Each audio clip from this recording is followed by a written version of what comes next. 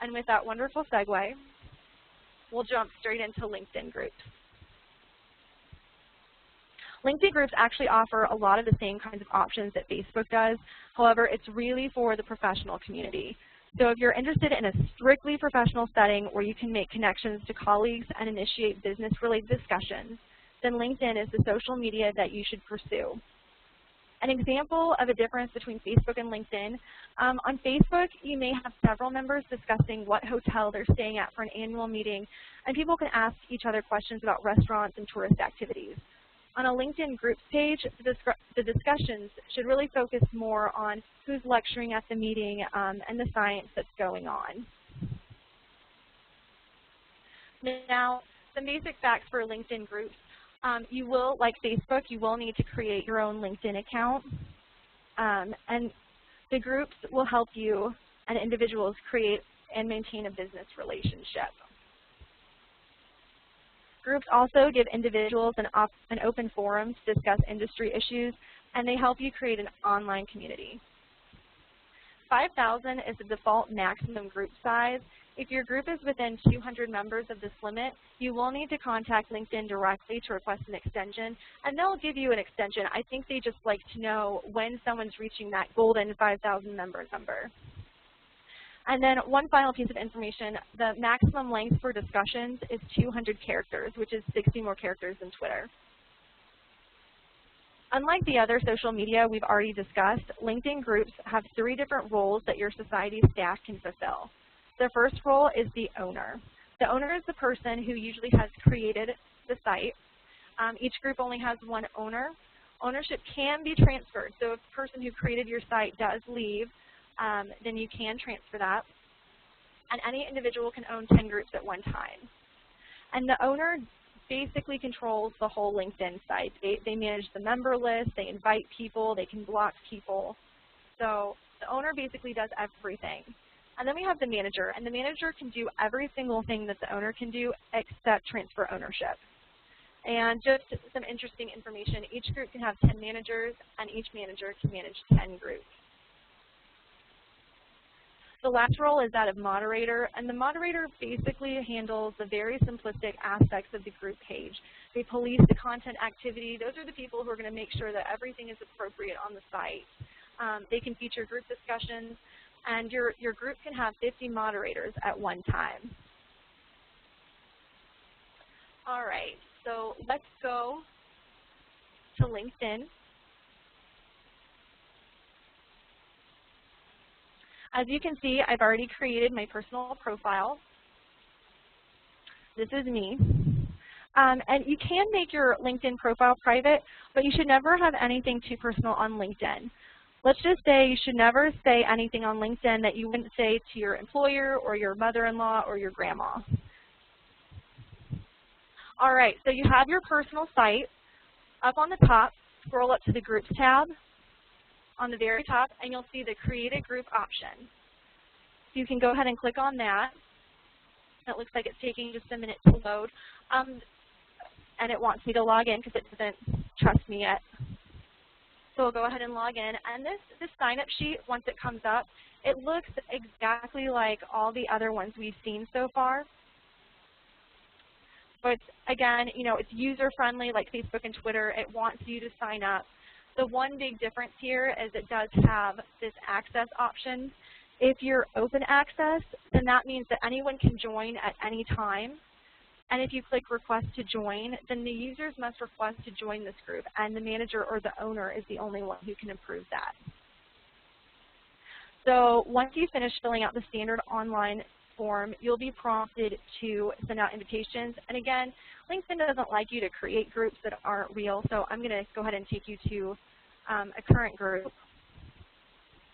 But I'm still, like Facebook and Twitter, I'll still be able to lead you through all of the steps. And when you send out invitations, you can either send them out to your personal connections one by one, or you can click on the batch invite and invite everyone in one file, which is probably going to be your choice. It's a little bit easier. If you skip this step during the setup process, or if you have another batch of people to invite later on, you'll just click over to the Manage tab, which is the second to last one. And the Manage tab is where you're going to do everything as the owner or the manager. And again, set invitations. That's the one you'll click on if you want to invite some more people.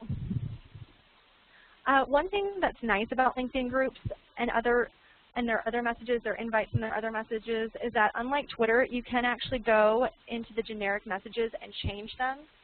You'll see the Manage Templates link down towards the bottom, and if you click on that, once it comes up, it'll show you all the different types of letters that may go out to members.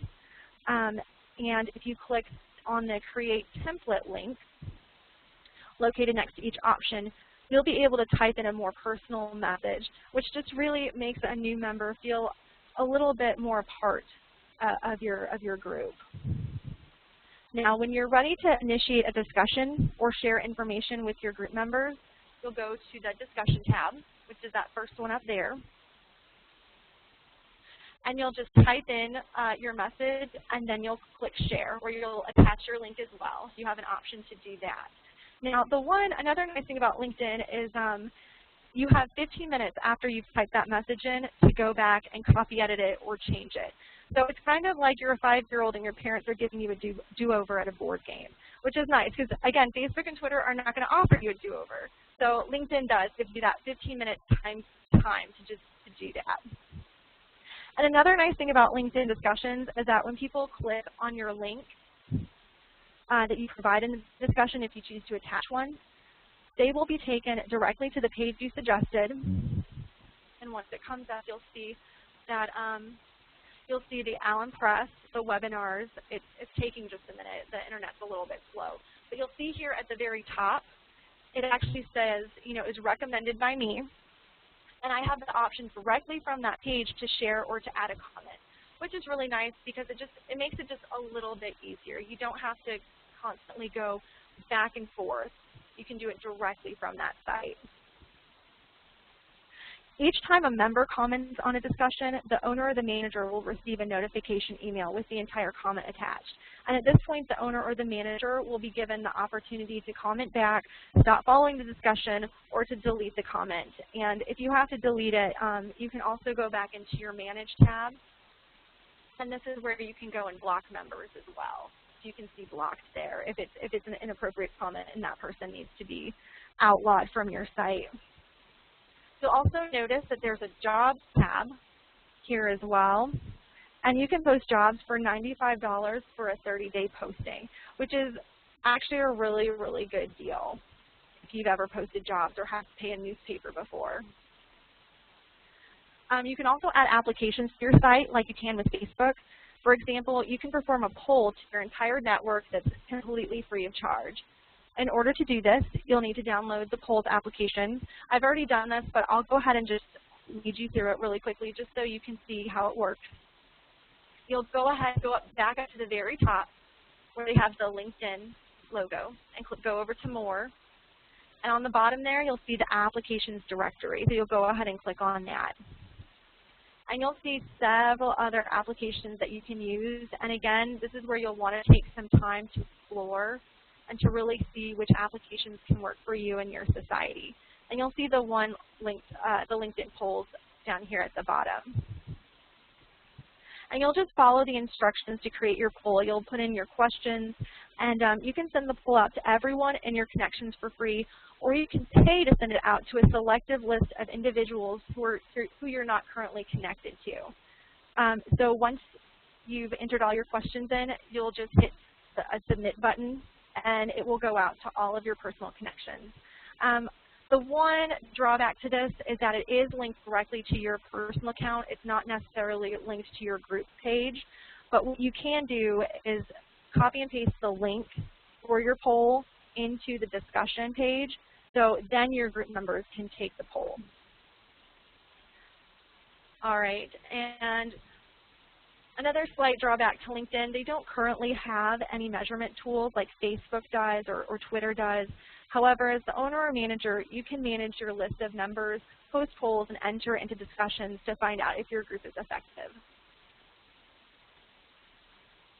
So Twitter, Facebook, and LinkedIn groups are all really great ways to connect to your members and to create more of a community.